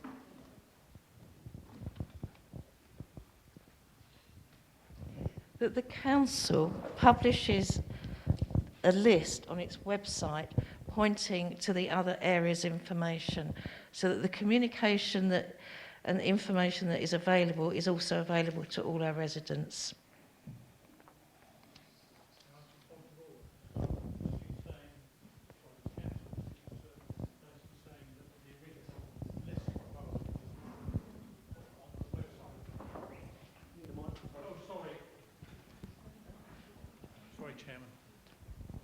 I'm not quite clear now. Is the amendment suggesting that the list that we discussed, and I think mostly disagreed with, now be put on the website?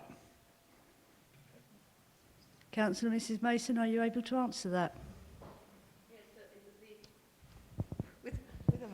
Yes, certainly the list and the links to the other services are put on the website, because if we don't publish anything, we're doing nothing. And I'm quite happy to amend it to that point. So the council actually publishes on its website the links to the ambulance service and circuit, if it wants, and the circuit, but also any other ones that aren't included on there, because there are ones that they don't know about. Thank you, Councillor Mrs Mason.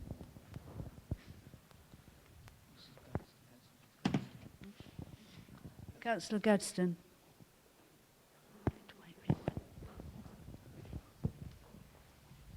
Sorry, can I just clarify?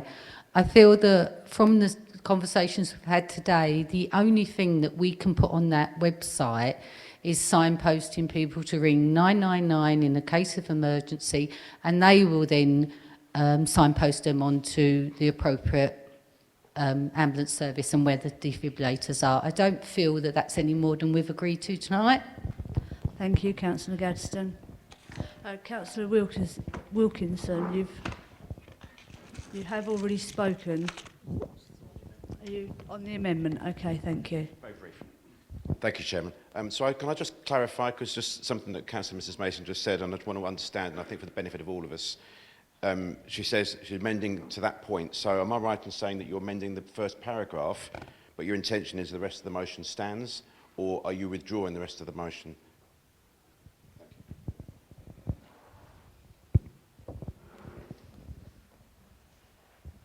I think in the light of the lack of support tonight, I'll withdraw the rest of the motion. Thank you. Excuse me, Chairman. Councillor, sorry. Chairman, if I may.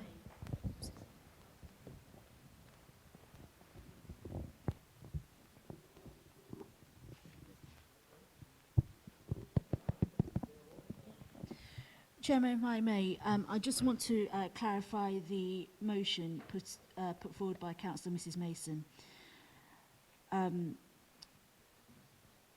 I have on paper that this council publishes on its website a list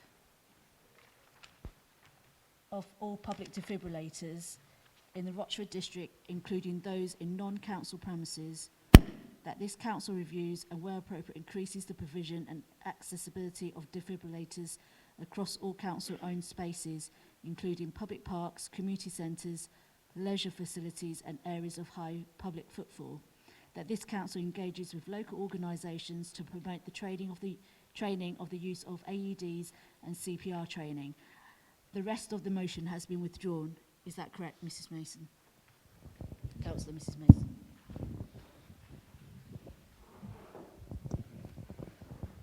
Well, that's not quite what I said, but I said that this council publishes a list, the links on its website and a list, including of all defibrillators that it's aware of. I've withdrawn the rest of it because I don't see that there's any support of it. So I've left it as simple as that. Thank you, Councillor Mrs Mason.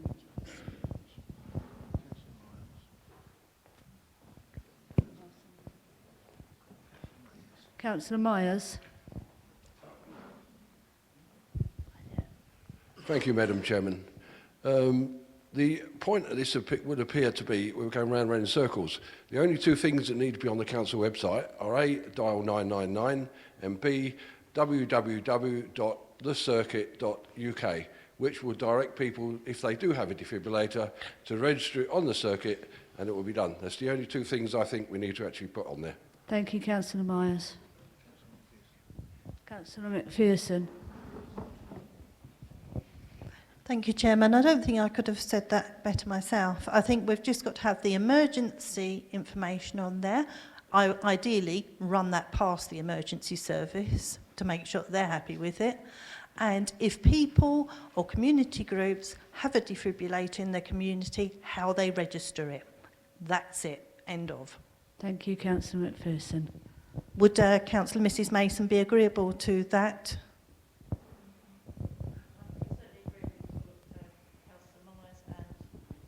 Slight amendment to it, yes, I would. If the officers got that, perhaps they could read that out. Thank you.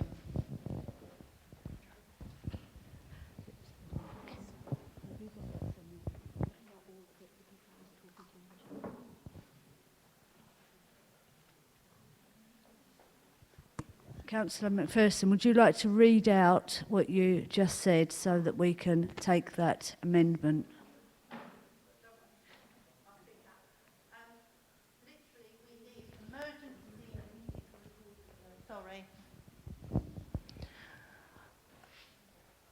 If Councillor Mrs Mason is agreeable to this, that we provide emergency information, what our public do in the event of emergency. And if people are part of a community defibrillator project or have a defibrillator, how they register it and provide the web link to the circuit. And Councillor Mrs Mason is nodding to indicate that's okay. Thank you, Chairman.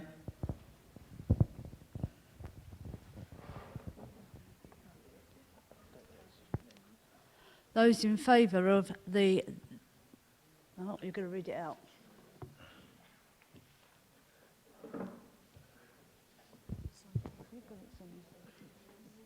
Have you got it?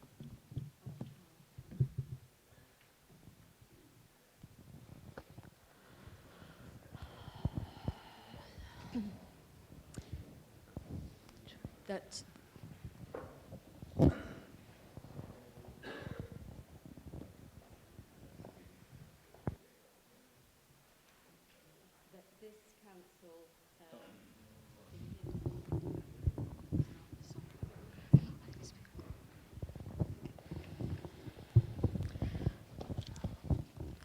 that the council provides emergency information of what the public should do in the event of an emergency.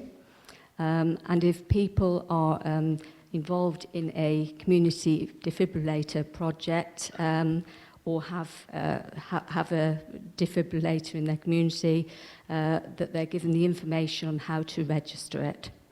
Plus also put the link on the website to the circuit. I think that was probably it all. Councillor Ward, please. Thank you, Chairman. I agree with everything that's just gone on, but I would also like to add on the part about training, about encouraging organisations to get involved in training, because I think that's a very important factor. It's very good having the defibrillators out there, but I believe that a lot of the volunteers who have actually done that may want to encourage others and organisations to look at training. Thank you, Chairman.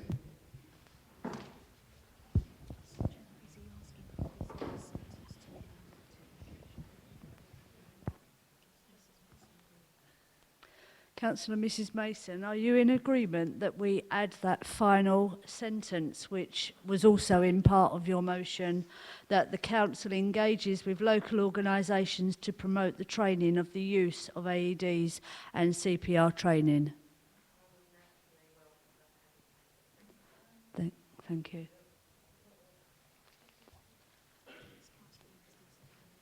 Councillor Reeves, are you in agreement? Seconding that. Thank you. Any more questions? We will take this to the vote now. Those in favour, please raise your hands.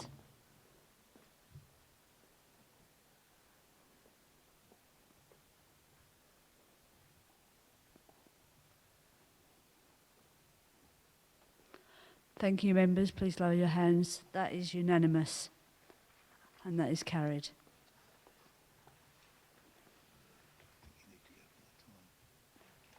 Now, members, I'm very aware of the time because we have a few more items to get through. Are we prepared to go over 10 o'clock? So we will need to take this to the vote. So those who are in favour of going past 10 o'clock, please raise your hands.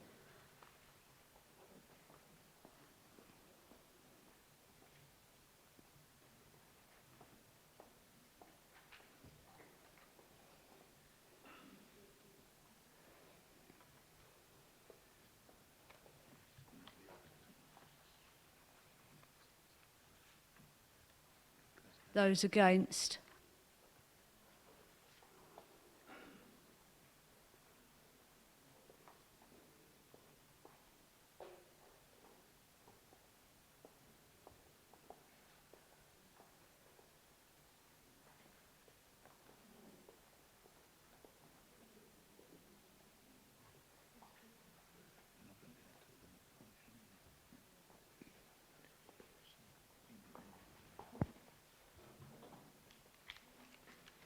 Members, that was 5-4, taking this past 10 o'clock, 24 against and no abstentions.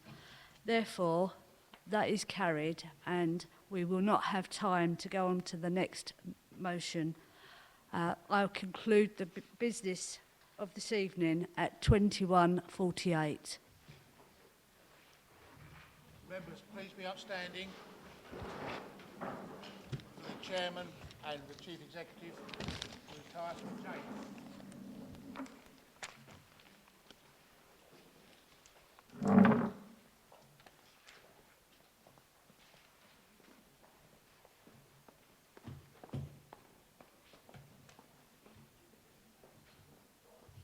Thank you, members. And if we don't see you before, have a good Christmas.